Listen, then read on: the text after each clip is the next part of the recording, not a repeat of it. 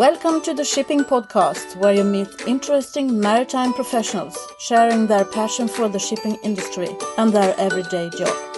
I am your host. My name is Lena Gothberg.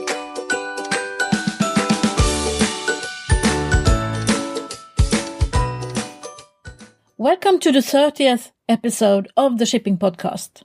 I have come back from the United States. I went to the CMA, Connecticut Maritime Association, and that was really a great experience. I have now visited Posidonia, North Shipping, and the CMA. CMA was fantastic. I think you should try it if you get the chance. I have managed to catch some interesting people for you. But now we're going to start with the interviews I made in London. Today I'm introducing you to Adam Kent. He is the director of the Maritime Strategies International. Adam will explain to you all the different ingredients in business intelligence and the things you need to really follow up on if you want to be on top of what's happening in the shipping industry. I met with Adam on the 4th of February this year, so you have to take into consideration that it was 2 months ago. I know that MSI is not focusing on what's happening tomorrow. They have a long-term view, but still, it's 2 months ago since I made this interview. And I'm happy to announce that this episode has a sponsor.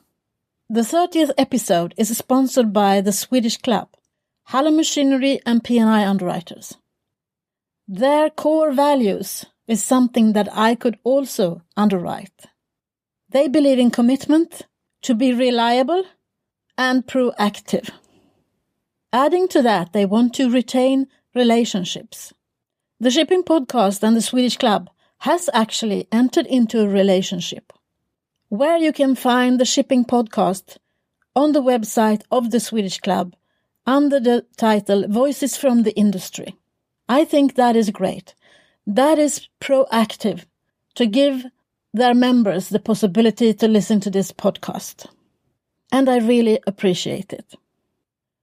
I went to see Adam Kent in the office of Maritime Strategies International. And as you will hear in the interview, there is a telephone conference going on in the room next door. And I found out that the walls in the offices in the UK, at least at the MSI, is not as thick as I would have hoped. I hope it doesn't disturb you, because Adam is really in the middle of something when that starts, so I didn't want to interrupt him. You will understand why. So, without further ado, this is Adam Kent. Welcome to the Shipping Podcast. Thank you. Could you please introduce yourself? My name's Adam Kent and I work at Maritime Strategies International. And what is your background? My background isn't from a traditional shipping background. I've always liked ships. I think that's the key. I grew up on the Isle of Wight, which is an island off the south coast of the UK. My house was in Cowes and overlooked the Solent, which is the waterway into Southampton waters. So you naturally become a ship spotter. So it's a great place for ship spotting because you've got car carriers, cruise ships, LPG carriers, oil tankers, all coming in sort of past your bedroom window on a daily basis. So I've always liked ships and always liked sailing and being on the water. I have actually got my only one qualification related to shipping. I've got a GCSE in seamanship. The school that I went to in Cowes was one of only 2 schools in the whole UK that did a GCSE in seamanship. So that's my one official qualification in shipping. So what do you do then? What do you learn then? Well, it's a lot about meteorology, physics, the stresses and strains on lifts and cranes and sort of propeller physics. And then during the winter, you also made wooden mirror dinghies. And in the summer, you went and sailed them. So it was quite a good GCSE to do as a sort of an additional to the sort of core subjects of Maths and English. And then I went to university and I did a degree in applied biology. So something totally unrelated to shipping. After that, I did a PhD in theoretical ecology. which was essentially modelling population dynamics, so predator-prey dynamics, which actually have a lot of comparables to economics because you've got a consumer and a resource. So a lot of modelling, a lot of statistics, and a lot of transferable skills that I was able to take from my PhD into my employment now.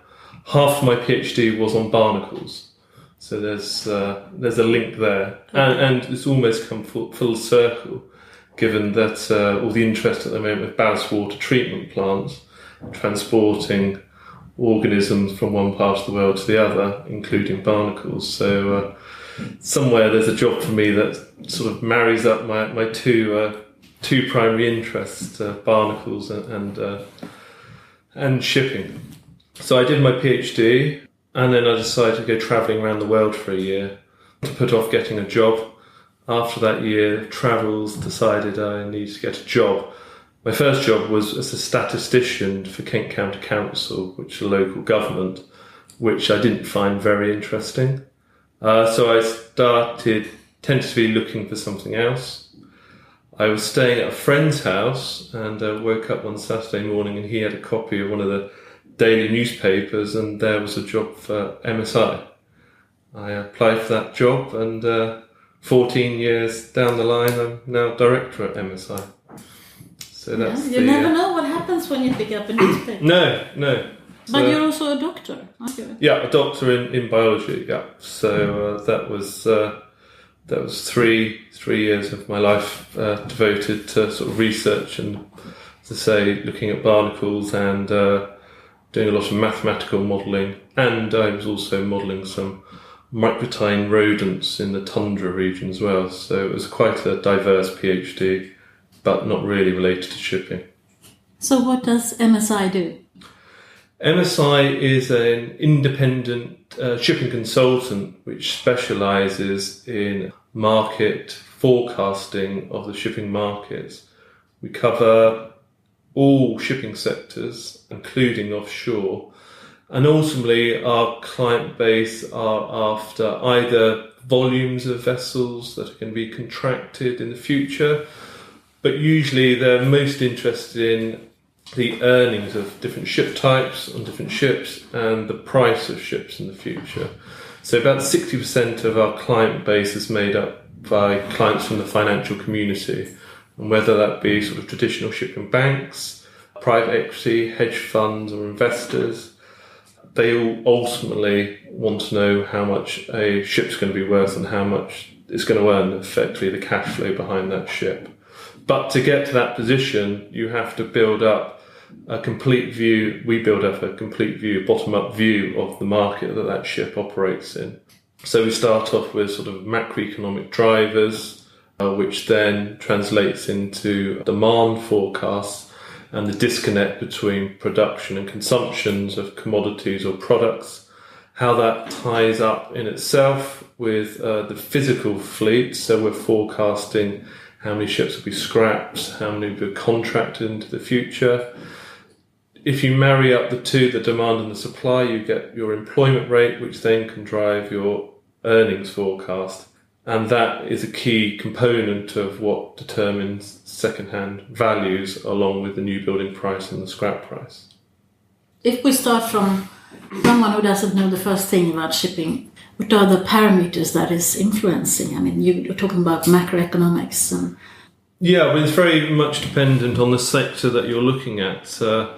If you're looking at dry bulk, for example, then obviously the focus has to be very firmly on China and what's going on in the Chinese macroeconomic and structure. But if you're looking at something like container ships, then the macroeconomic inputs tend to be what's going in the GDP in Western Europe and North America, but also we get down to the sort of levels of US housing starts because that also drives container ship demand. So the actual inputs in the macro side are very much dependent on what's going on for individual sectors. So what about the tanker market at the moment? That's interesting because of the oil prices. Yes, I mean, that certainly is very interesting. admittedly, although we forecast, that was one thing that we weren't able to forecast was the sudden drop in oil price, and that's when it does get difficult to forecast when you're trying to sort of weave in what's going on in geopolitical sense. Now we're in a very sort of low oil price environment, and we're also seeing a lot of strategic storage increases in places like China, which are also increasing demand for oil, which means that at the moment we're in this somewhat unique period of shipping where we've got oil tankers at the top of the cycle and we've got dry bulk at the bottom of the cycle. And we haven't seen that for a sustained period for the last 25, 30 years. So we're currently sitting in sort of very uncharted waters in the shipping industry for the two main sectors. It's interesting times now. Yes, very interesting. I mean, it's interesting when you look at our models and you try and you have a look at where we think the forecasts will go over the next 3 years. And obviously a lot of people come to us and they use our forecast to sort of make investment choices and decisions. And obviously tankers looks very interesting at the moment. But we don't necessarily think that market will be at the levels that we're currently witnessing this time next year, whereas bulkers, you can buy some very cheap bulkers at the moment, and then consequently there's lots of upside on the bulker side, and that's something we've got involved in quite a bit since the crash in 2008 with a lot of private equity. So we've worked a lot with private equity both in the UK and the US. And that work has either involved getting a lot of the private equity up the learning curve in terms of shipping, because they hadn't never looked at shipping before, but all of a sudden it became a distressed industry and they wanted to get their heads around what drives the shipping markets. Or owners have approached these private equity funds and have effectively proposed investment opportunities to the private equity. And then the private equity has come to us and asked us to do due diligence on the opportunity that's been presented to them. So we've worked with a lot of the private equity that's been looking at shipping over the last 5-6 years and continue to do so. I have heard you explain your model and all the different angles and things you put into it in order to get a forecast at the other end of the model. Could you talk a little bit about your model and what influences? Well, the models have been in existence in one shape or form since the mid-1980s. So there's a lot of heritage in the model, but the models are continually evolving. So we have to keep on top of what's going on in the shipping markets, because within our models you can change the assumptions, whether that be you want to change you don't believe the MSI view of US GDP, for example, and you want to put your own GDP assumptions into our model and see what that does for shipping and for earnings and prices, or whether you want to test sensitivities around the MSI base case. The models are designed to have a lot of flexibility for the user to see how a different scenario of the world would impact shipping. The models are quite complex, so something like our dry bulk model has around 4,000 variables in. Oh my God. And our dry bulk analyst and his team are updating those on a quarterly basis. So we have an explicit forecast every quarter. And our forecasts actually go out till 2035. That's not because we want to be forecasting out to 2035, but a lot of our financial clients require a view for 10 years after the delivery of a vessel. So if a vessel is delivered in 2018, they will want a view of the value of that ship against the loan attached to the ship for the next 10, 12 years. So we've actually forecast out to 2035. But most of the focus goes on the next 5 years, because there we have a lot more visibility on where we are in the current macroeconomic cycle and also where we are in terms of the shipyards, in terms of their order book. So the models are obviously for different sectors, as I've mentioned before, very different drivers.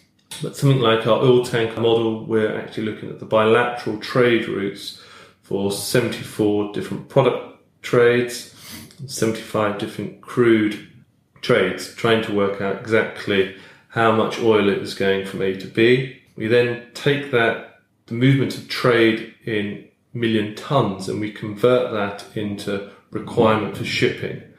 And that's the key to the MSI models. Most people, when they're forecasting or looking at shipping, are looking at purely in a ton-mile context.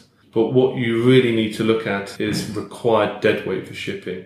That is looking at the ton miles, but also layering on the inefficiencies and the efficiencies within the system. So you're looking at speed, you're looking at port time, you're looking at ballast ratios. And that's really when you start discovering what's going on in the market. So if you just looked at the dry bulk market in 2008, where we saw record earnings for Capesize bulkers, if you just looked at it on a ton-mile basis, you'd only be capturing half of the picture. It was because almost a third of the dry bulk fleet, in terms of Capesize, was sat off Australia, waiting to load iron ore and coal cargoes, which effectively removed a third of the fleet. That's what really drove earnings up to the $100,000 a day and plus mark. So that is the critical component that we try and factor into our models. And you can test the sensitivities around speed, around ballast ratios within the models to see what that does to earnings and prices. I usually put questions about the future to my podcast guests, and I'm now in the right place to ask about the future. But I would like to start by asking, what is happening now? What is the thing right now that is influencing shipping? Well, it does boil down, if you're just looking at the sort of main sectors, essentially we're looking at what's going on with the oil price and production of oil.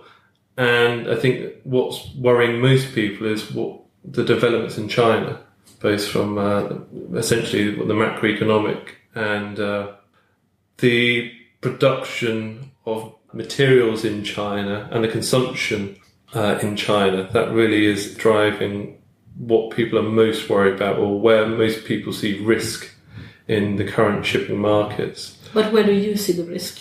You sound like if you see other things. Oh yes, yeah. I think that there's always risks, and I think at the moment we can probably see more downside than we can upside. I mean, we've been very surprised in China how religiously they've stuck to a lot of their environmental legislation, and how they're increasingly ratcheting up their environmental regulation, preventing coal cargoes coming into China with high ash content, how they're increasingly switching to renewable energy, whether that be hydro or nuclear.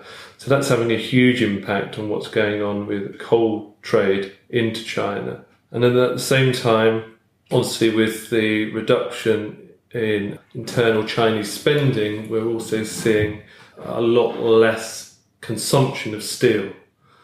That again is impacting what's going on in the iron ore markets and the coal markets.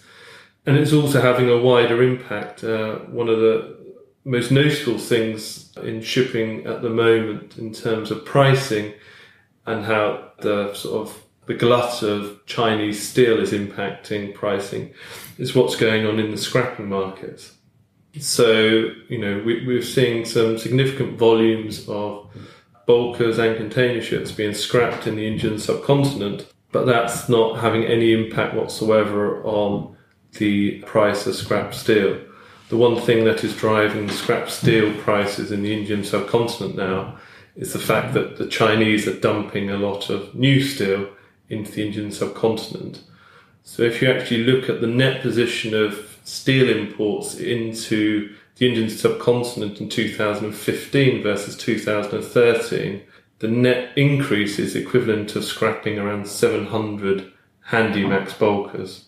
Wow. So there's no real requirement, as there has been in the past, to scrap vessels in the Indian subcontinent for the Indian subcontinent steel market. They're getting all of their steel from China. So that's really put a sort of downward pressure on old prices, because a lot of the vessels that are old, a significant proportion of a 20-year-old price for, at the moment, container ships and bulkers is being driven by the scrap steel price. And as that goes down, so does the 20-year-old price. I see. So there are things happening. Oh, yeah, there's plenty of things happening. And what about this? I think the word that everyone is talking about is the green shipping. It's the environmental stuff. Have you seen that come through yet?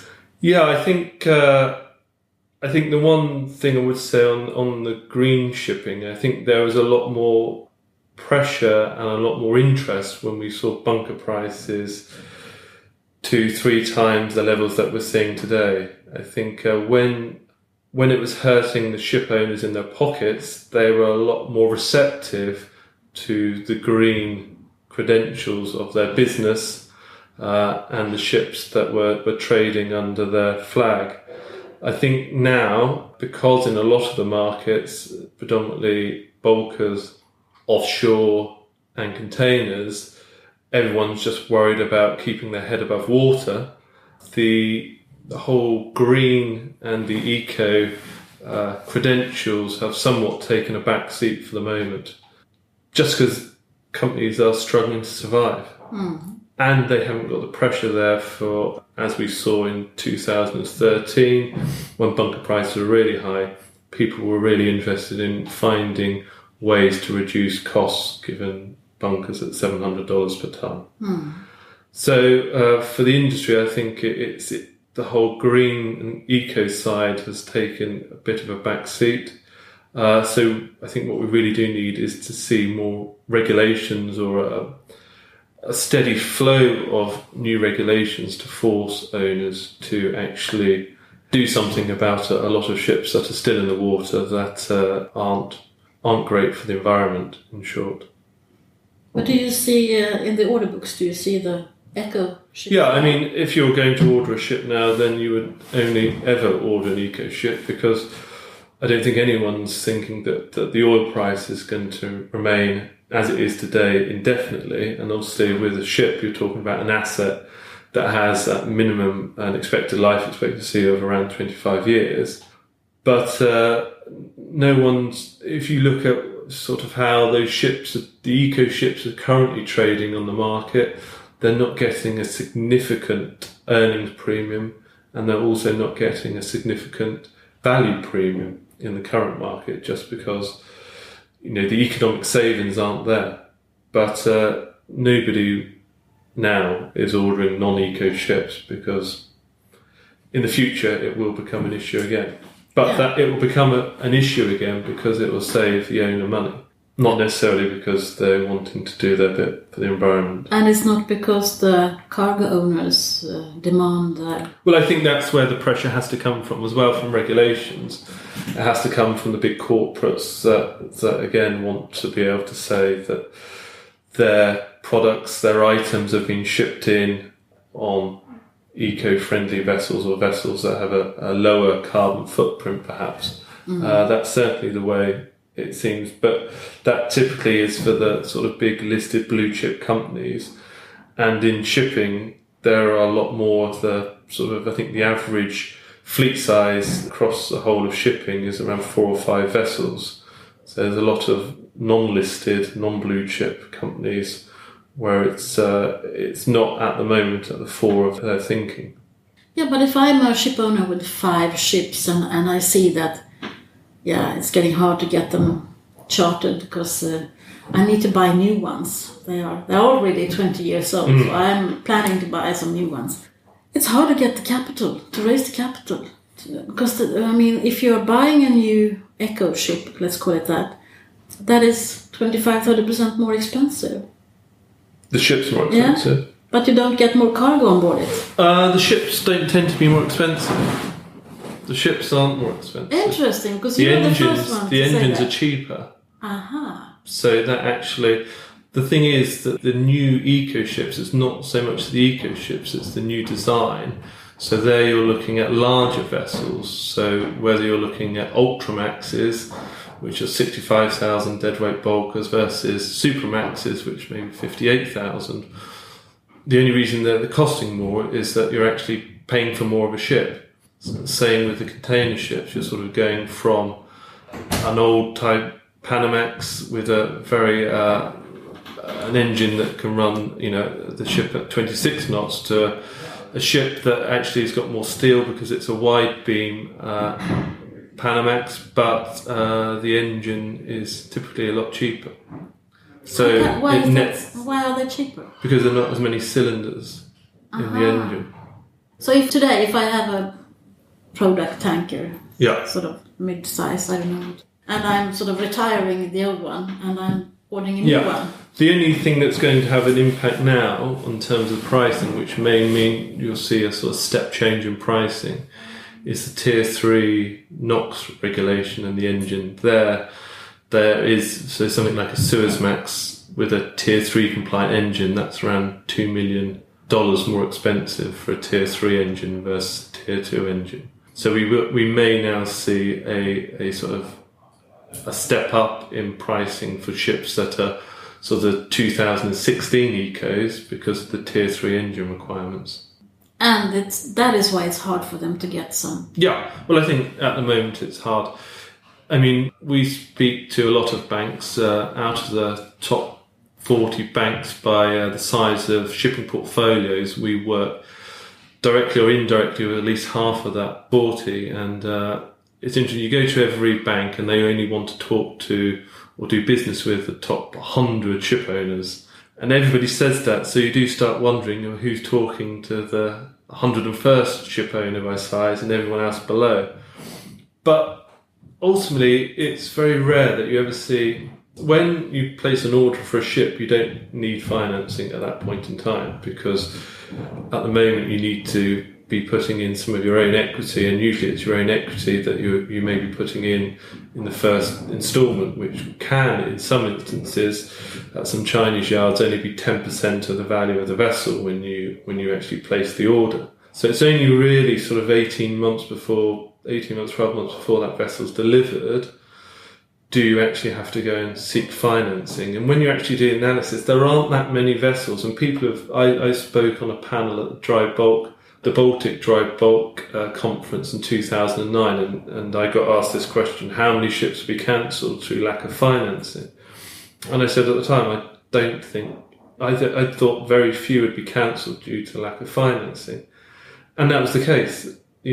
Private equity came in, there was bonds were issued, there was a lot of interesting ways of financing ships, and the industry seems to find increasing more convoluted and interesting ways of funding ships. So yes, it is difficult to fund ships, I think, but you can always fund ships, it just comes at a price. So you may just have to pay a lot healthier rate on your financing than you would have done 10 years ago.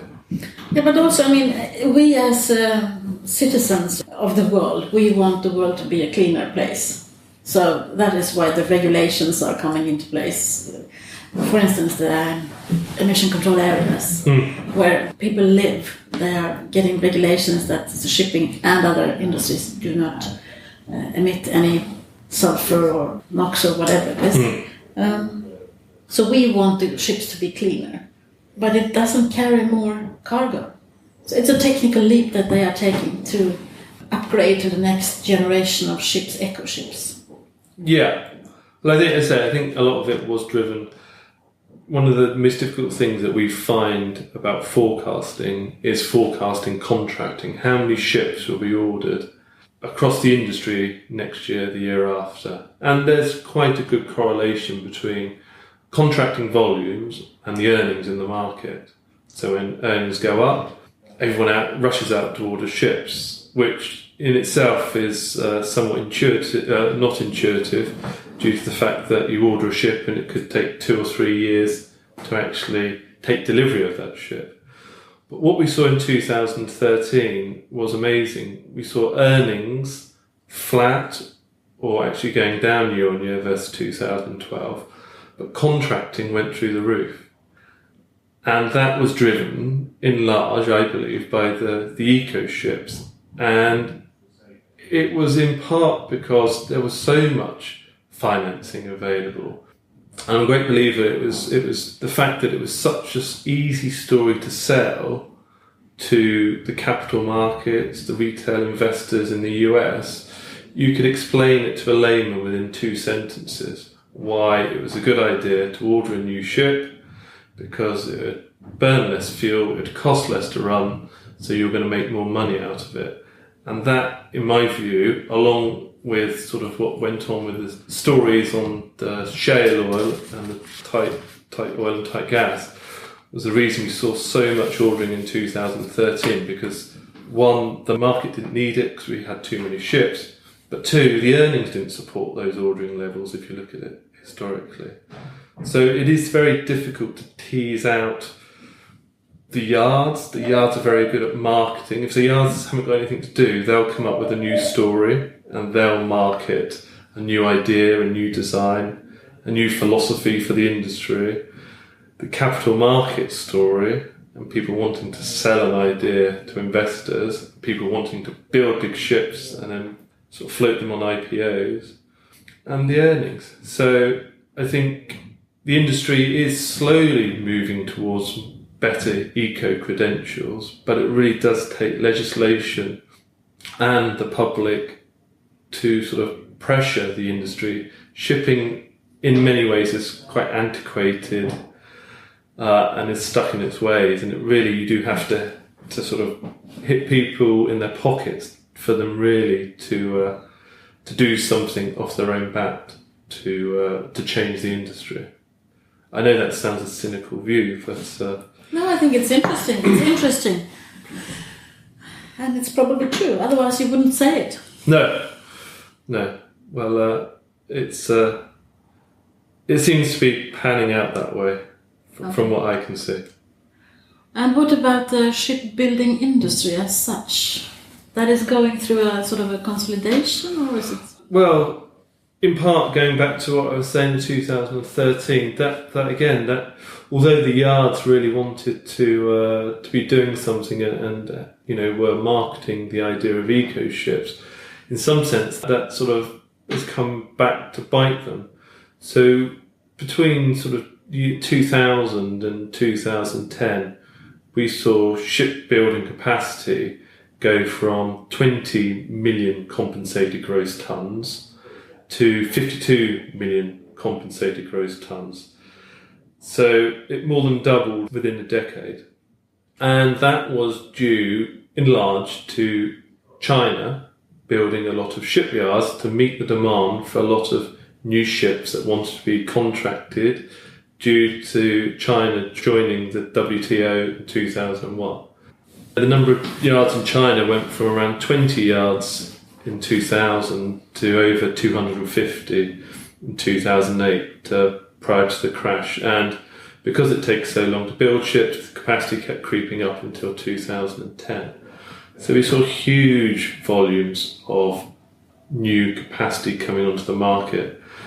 And as I said, that was, in some sense, the capacity was fueled by what I call the perfect storm in contracting. Year after year, from 2004 onwards, we saw record ordering in all the main shipping sectors. It started off containers, then went to tankers, and then finally went to bulkers. And in between that, we saw record ordering in LNG and LPG. By the time you were ordering a bulker in, say, July 2008, because there'd been such a build-up in new orders, and because there weren't enough shipyards in existence, a lot of the shipyards were still being built. You had to wait 4.5 years between ordering your ship and actually taking delivery of your ship. So what we then saw after the crashes, effectively, there was a lot less ordering. There was no ordering in the container ship sector in 2009. Literally not a single ship. We did see a few bulkers ordered, but essentially deliveries outpaced ordering considerably. And as a result, shipyard capacity came down. Now, shipyard capacity is actually quite elastic. And the way that we look at shipyard capacity is the effective capacity. That is the capacity at the yards, that the yards are actually marketing at any one time. So during the boom years, the yards were operating 3 sets of 8-hour shifts around the clock. When you want to switch off a third of your capacity, you just reduce the workforce and you just have 2 8-hour shifts. So automatically you've reduced capacity by a third. We also saw a lot of yards looking at military vessels or constructing bridges or other heavy industries. So capacity switched off very, very quickly in 2009, and it was coming down. And obviously for the yards, they need to feel that they've got some pricing power. So they need to show the owners that they've got at least 2 years of orders on their order book to give them pricing power. If the owners can see that they've only got a year on their order book, then the pricing power switches back to the owner. So yards are usually quite reactive in reducing capacity. So we saw capacity come down quite rapidly, sort of 2010 to 2012, and then we saw the ordering for eco ships in 2013. As you can turn capacity off, you can turn capacity on. Capacity went up, and now we're dealing again with a lot of capacity, and the yards are struggling. And as a consequence, we're seeing a lot of yards now that, it was reported yesterday that not a single Korean yard took an order for a ship in January 2016, which is unheard of. The Korean yards, they somewhat shot themselves in the foot because they diversified their portfolio away from shipping and tried to very much cement it in offshore. So rather than taking orders for VLCCs and container ships, they switched their interest to drill ships and semi-subs. Because there were lots of orders in drill ships for semi-subs and not so much in mainstream shipping. However, the yards at that time, they didn't although a drill ship cost 600 million, 650 million, the yards don't make a huge amount of profit on a drill ship. They are effectively making the hull, and then they're shipping in all the topsides from Europe and just bolting it together. So the profit margin on a drill ship is probably only in single digits, low single digits. So there's not a lot of fat on what appears to be a very healthy contract price. What we've seen very recently is obviously with the oil price, that exploration has taken a dive and nobody wants to be investing in new drill ships or semi-subs. Up until 15, 18 months ago, we'd never seen a drill ship cancelled. And now we've seen 2 or 3 drill ships cancelled. And that's a market where historically owners and the yards have had a very strong relationship, and it's all about reputation, and no one's ever wanted to cancel a drill ship because of their reputation. We're now seeing drill ships cancelled and laid up. So the yards are struggling. And again, in China, the 250 yards that we saw taking orders in 2007, 2008, you can whittle that down to sort of 30 yards that are probably active in mainstream shipping. The problem is that obviously once we see any uptake in ordering again, the yards will start switching on capacity. So we could go through a phase where we see new building prices being not very volatile, because the moment we get an uptick in ordering, the yards come on and then they can reduce the price.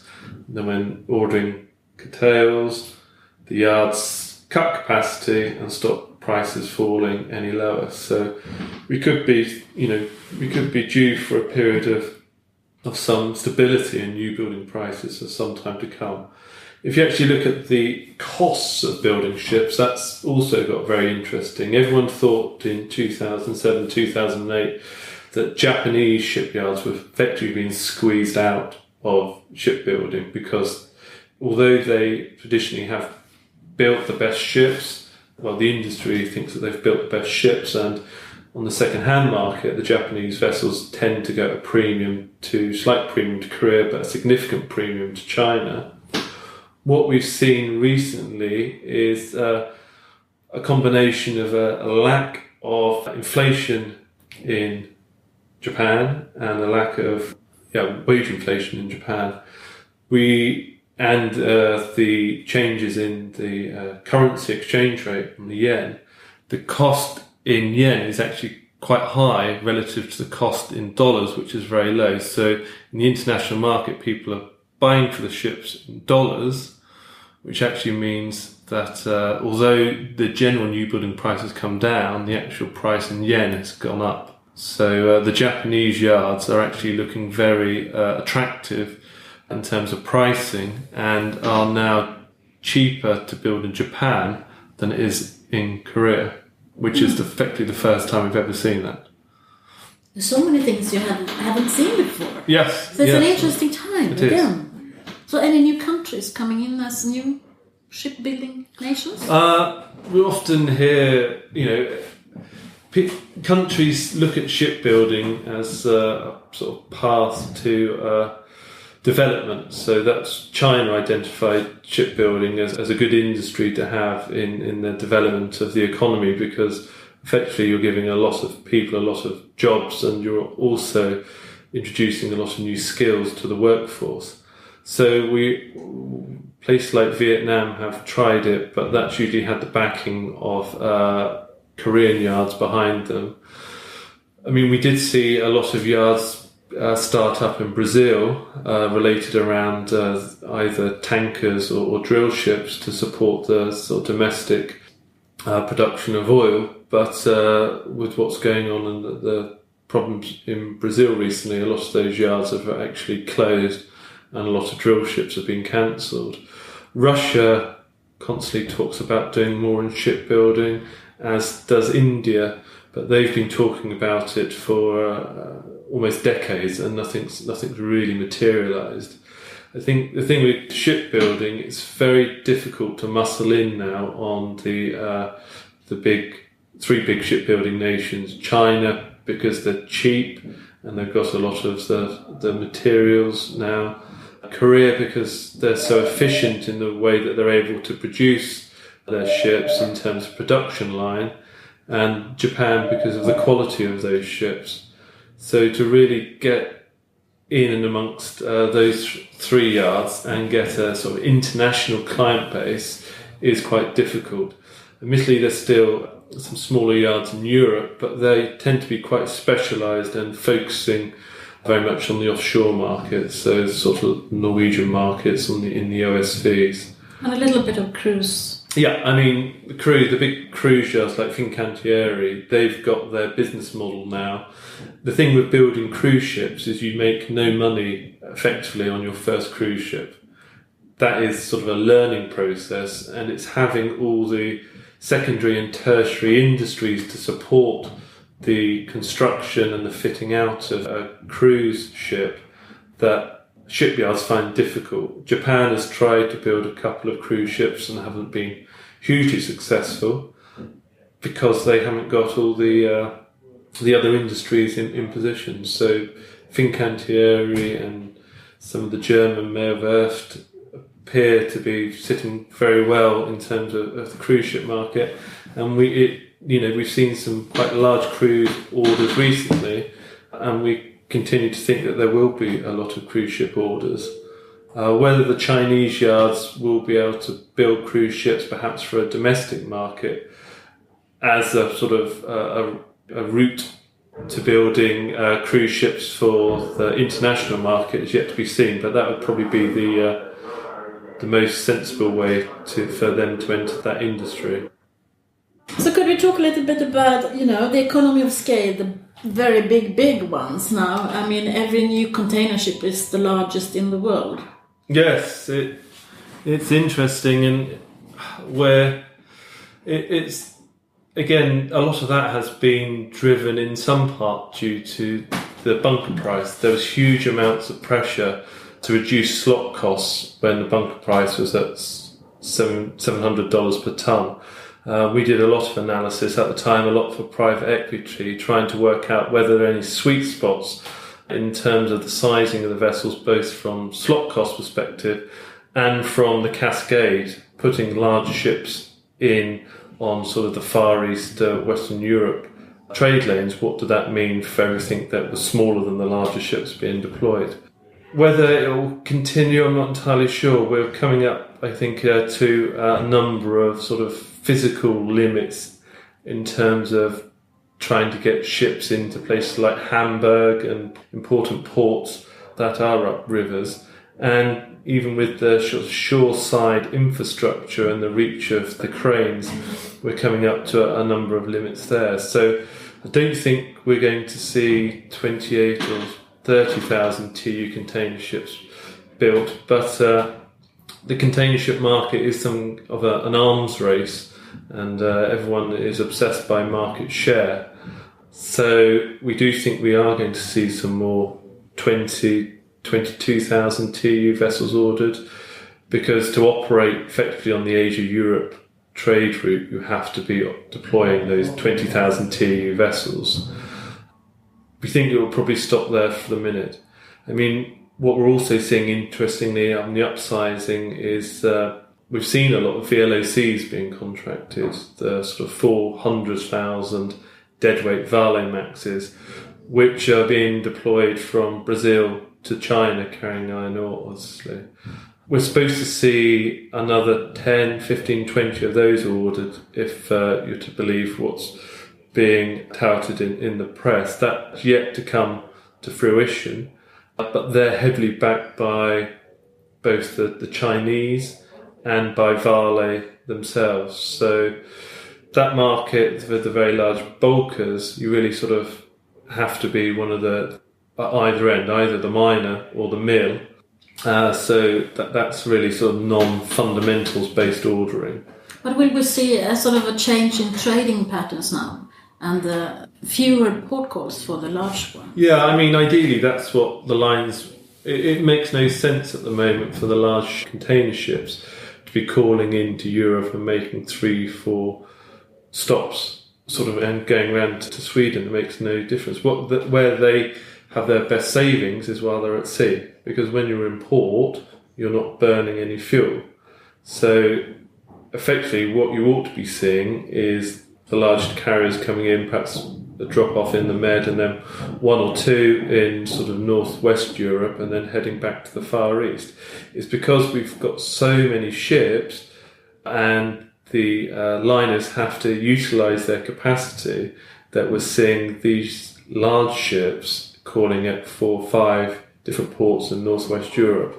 So it actually doesn't make a huge amount of sense from an economic perspective, but in terms of utilisation and absorbing some of the excess tonnage in the market, it makes a lot of sense. What we have seen, interestingly, with the large bulkers is that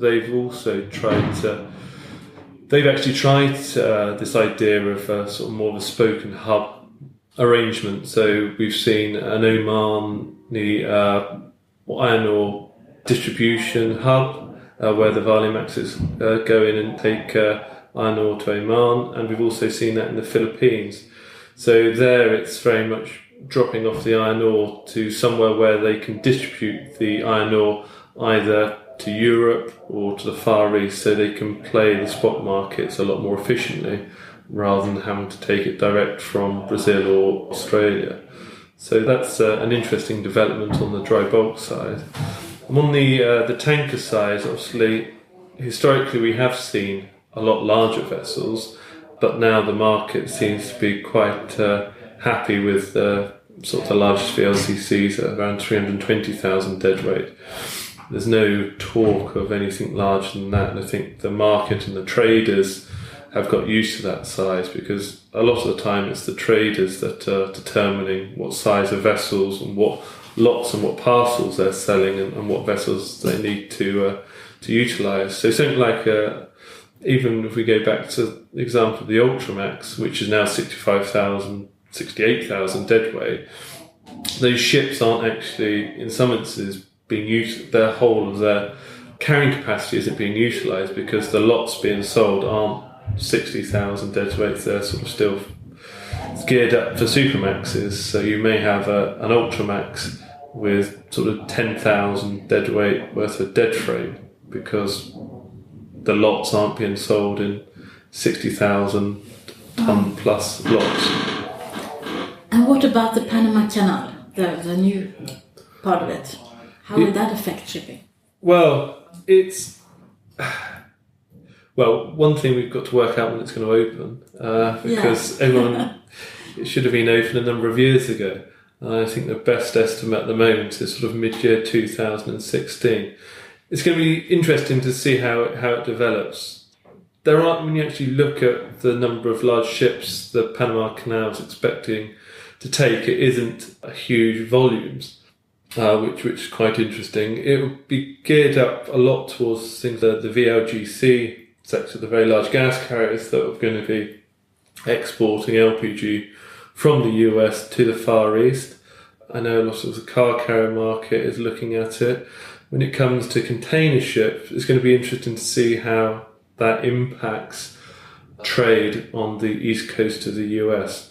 One thing that we're thinking will happen is what we may see as more of a hub and spoke arrangement on the container ships. So vessels come from the Far East through the canal and then offload in the Caribbean or in Panama, and then that then serves as a hub to distribute on north-south trades down to Latin America or up the east coast of the US. One of the issues is people say, well, why don't you just take a vessel all the way through the canal and then up to somewhere like New York? The thing is that you'll still offload boxes in sort of in the Gulf, in the Mexico Gulf, the US Gulf, and then you would have to travel effectively your ship up the east coast of the US with it only being part laden. And again, it doesn't make a huge amount of economic sense to be using that ship and it's only half full. So we think that potentially that will happen, but we also think that it may introduce a lot more north-south trades So how's the infrastructure there? I mean, for trains and... Well, the thing is that that's another reason why we may not see that much going to the East Coast, because the infrastructure in the US in terms of trains and the ports themselves are very much geared up to large ships calling sort of Long Beach and LA and San Francisco, and railroading those boxes to hubs within the US and distributing them from there. So once you factor in how much it's going to cost to take your large container ship through the Panama Canal, then the actual cost benefits aren't as obvious as you might first expect. And for other sectors, it's difficult to say. There isn't a huge amount of dry bulk that goes through the Panama Canal. We don't think that's going to change necessarily when the new canal opens. What's also going to be interesting is that the old locks will still be in place. So everyone's written off Panamax container ships for some time. And one of the reasons they've written off Panamax container ships is because the old Panamax locks that could obviously accommodate the Panamax container ships. And the old locks will still be in place, and the Panamax container ships can still go through those locks. The actual fact is that around only 30% of all Panamax container ships go anywhere near Panama. So they're not going to become obsolete overnight, the Panama container ships. And it's a sector that we've championed for a while a lot of the industry have written off Panamax container ships for a number of reasons, but we still think there's a place for them in the market. Now, what about the other canal being talked about? Do you believe in that? Or? Such as the Nicaragua Canal. Yeah, well, we've tried to look at it to see if it makes any economic sense, and we can't see it making a lot of economic sense. I don't think there's really the traffic to make the Panama and the Nicaragua Canal both viable. The one reason it may go ahead is I think there's a lot of talk of having Chinese financial backing and sort of engineering being involved with the construction of the Nicaragua Canal. So I think that may well be the reason why, or if that does go ahead, it will be very much a Chinese-centric project. And although it will be in Nicaragua, it will almost be a Chinese canal. What about digitalization? The influence of that into our industry, do you see? No, I guess that's sort of almost one step removed or one step on from what we do. So we're sort of looking at the market fundamentals rather than the ins and outs of the operational part of the sector. But I think certainly, we're, in terms of the sort of analysis and the data that we use, we're increasingly trying to sort of look and understand the AIS data, because that obviously tells you where a ship is, where a ship's been, the speed it's going, and the draft. And we've actually currently sponsoring a PhD student who's explicitly looking at the reliability of AIS data, and under the sort of trying to work out how efficient is the world shipping fleet. Going back to some of your earlier questions on the environments and how you can reduce emissions, the best thing to reduce emissions would be just to have one owner of the whole global shipping fleet. Yeah. If you had one owner, they could make sure that those vessels were minimised, all the backhauls and all the times that the vessels weren't being efficiently deployed. But because shipping is so fragmented, obviously we're introducing a lot of inefficiencies into a system where there doesn't need to be. And I guess that's where something like a lot of the pools are working at the moment, because there you're sort of looking at 40, 50 ships in some cases, and you can sort of have that critical mass. It's quite a difficult concept. We try to put some numbers on it. How many ships do you need to have critical mass to make sure you've got ships in every sort of trading basin of every size? So whenever there is a cargo, you're there to pick it up, and at the same time you can actually maximise the backhaul cargo and do a lot more triangulation. So I think the digital age is coming. I think there's a lot of new technologies that have been trying to be introduced into the industry. Again, I think it certainly helps with the uptake if it impacts the earnings or the profitability of the ship, and gives the owner a lot more cash flow positives. But it's interesting times, because you do hear all sorts of new technologies that are being released and how they're going to revolutionise shipping. But I think we've probably heard that a lot, or shipping's heard that a lot probably over the last 50 or 100 years. But where are the Ubers and the Airbnbs of shipping? Yeah, well, there are people trying to do Uber equivalents in shipping at the moment. So latching into all the broker emails, obviously the brokers, the chartering brokers are looking to charter ships to carry a specific cargo from A to B. So if you can get all the intelligence from all the brokers and all the individuals that want to move cargoes from A to B, then if you've got all that information, you know where all the ships are and the available ships, you should be able to marry the two together. So there are people that are working on that topic. But a lot of it is getting brokers to hand over that sort of information, because obviously that's their job. So you're in effect asking them for information that's going to put them out of a livelihood. Yeah, I think we are in an interesting time. I think it's a paradigm. It's something happening. It's shifting. It's a lot of things changing. Yes. And we need to become more transparent in every way. So that will also open up for new business models and for people doing things in a different way and so on. And maybe we are a bit overdue. Yes, shipping, as I say, is quite archaic in many ways, and I think it does need a kick into the 21st century. What about the unmanned ships? What do you think about that? Well, I think it's difficult. I can certainly see that obviously we do a lot of analysis on operating cost data, and crewing cost is in a lot of instances 50% of the cost of running a ship if you ignore the actual fuel. So that, again, there's a lot of I'm sure the owners would like unmanned ships, because it would be a lot better from them.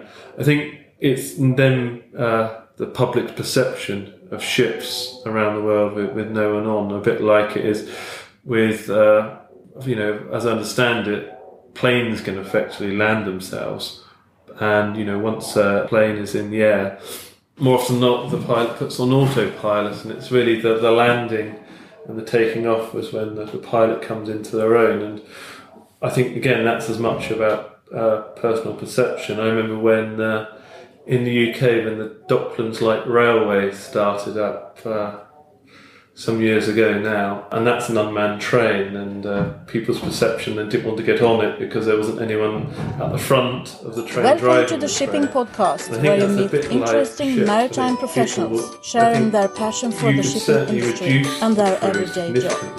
I am your host, my name is Lena Gothberg. Public perception is still like know there's someone on board.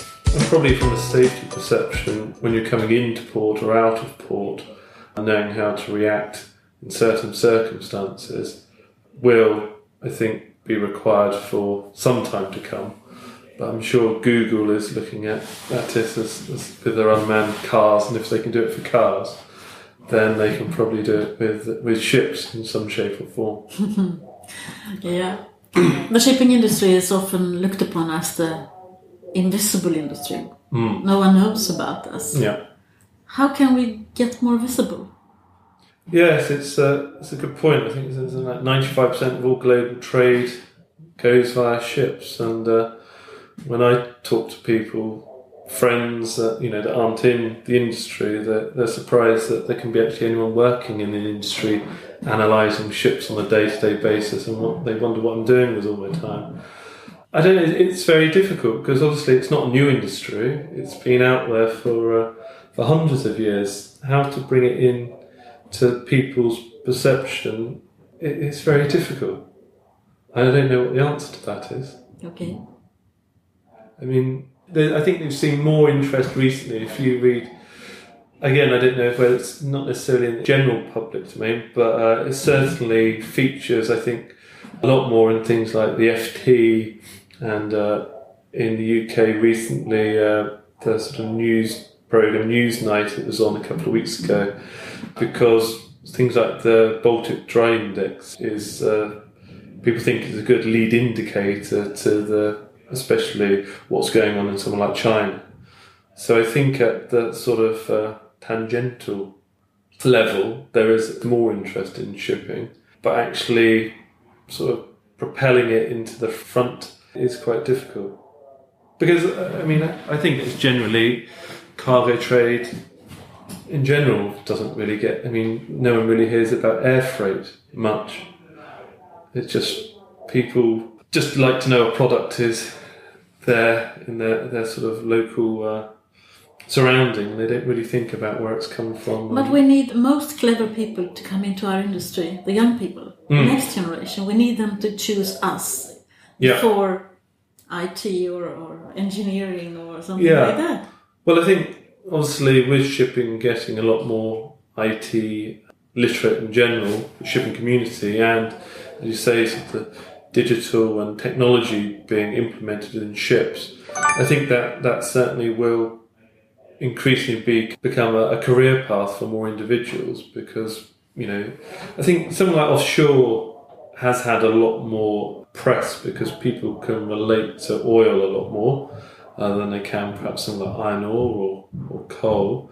But I again think it's a bit what you say there, that there's lots of other industries related around offshore, so a lot more technology and a lot more engineering involved. With a ship, essentially all it has been a bathtub with an engine on the back. That's all it's been. But I think we are seeing a lot more technology, we are seeing a lot more place for IT, and I think that's going to pull in a lot more interest from the next generation, and I hope it will. Who would you be interested in listening to in a podcast, in the shipping podcast? Do you have any ideas who I should interview the next time? Someone from a shipyard would be quite interesting. See what their sort of medium-term plans are, rather than their short-term plans, and whether they think shipbuilding is sustainable at their shipyard. What's next on the drawing board? I mean, because that was the amazing thing about the eco ships. I may come across very cynical in this podcast, but I don't believe that the shipyards all of a sudden overnight had a brainwave and thought, eco ships, eco engines. That doesn't mean sitting on the drawing board for quite a while, and the technology had been there to implement when the time was right. So I imagine there's other things that the shipyards are feverishly working on to launch, and obviously that could have a huge impact in the industry, like eco ships have. Do you think that it's in the shipyard that they are making all these drawings, or is it on the technical departments of the ship owners, the big ones? Well, I think it's a bit of both. I mean, most ship owners don't have their own technical departments, but I think it is more the yards. I think a lot of the ship owners are quite secretive with their drawings and their own designs. I certainly know of a number of cases where those sorts of instances where an owner's gone to a yard, asked them to design a vessel based on some specifics that the owners prescribed, and then lo and behold, 18 months later, the yards made a very, very similar ship and sold it to the owners, the original ship owner's competitor. So I think it's more the shipyards, because the shipyards are the ones that have to come up with something new to then market and keep their workforce and their industry going. So given who else has been on your podcast, perhaps that's another interesting angle that you may be able to explore. Thank you for the tip. Thank you for taking the time and speak to me. No problems at all. It was nice seeing you again. Good. Thank you. Thank you, Adam. I get a lot of questions from people I meet about the Shipping Podcast and about me and about my background and so on. I think the most common question is, how do you find your guests? Well, I have got a strategic map of all the people I want to interview, but I started with my own phone book. And I met Adam and his colleagues when I was the Secretary General for the Institute of Shipping Analysis. We developed a relationship, and I do believe that Adam was one of the most appreciated speakers at the executive meeting that I was in charge of once a year during my time at the Institute. I think he's a great presenter. As I told you before, there are so many interviews in pipeline, and I think you are going to be amazed. This was just the first in a long row of good interviews with very interesting people in the shipping industry. And I want to put up all the interviews at once because I think they are really good. But I have decided to release them every other Friday, and I will do. If you think this is a good idea, if you want to support me, please contact me and become a sponsor of the podcast. We have now reached a point where the Shipping Podcast is downloaded 100 times a day, and it's just increasing. I am so happy that so many people think that this is interesting. I enjoy it so much. I think it's wonderful to be able to sit down and speak with people about shipping in a philosophical way. It gives me new relationships, as the one that I am building with the Swedish club. I think you would benefit from becoming a sponsor of the show, as would I, of course. I want to reach the goal of being at the top of the top list on iTunes. Until the next time, take care and listen to more podcasts. Mind the gap between the train and the platform. Thank you for listening to the Shipping Podcast. Don't forget to tell everyone that you meet that there is a shipping podcast where the maritime professionals are talking about their everyday job.